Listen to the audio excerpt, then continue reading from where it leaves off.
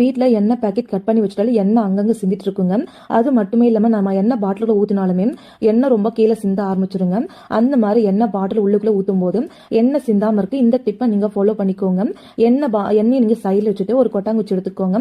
கொட்டாங்குச்சியில் சென்டரில் ஒரு ஹோல்ஸ் மாதிரி நீங்கள் போட்டுட்டு அதுக்கப்புறம் எப்பவும் போல நீங்கள் எண்ணெய் கேன் எடுத்துக்கலாங்க. நான் இன்னைக்கு ஒரு எண்ணெய் கேன் எடுத்திருக்கேன். இந்த எண்ணெய் கேன் உள்ளுக்குள்ள அந்த ஓட்டை சென்டரை பார்த்து இது போல நீங்கள் வச்சு விட்டுருங்க.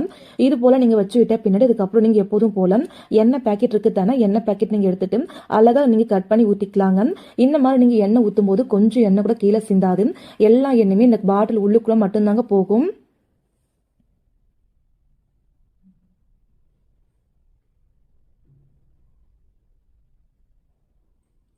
பாருங்க, இந்த கொட்டாங்குச்சி ஃபுல்லாவே நம்ம எண்ணெய் ஊற்றிட்டு அழகா எண்ணெய் கீரை இறங்கிட்டு இருக்குங்க.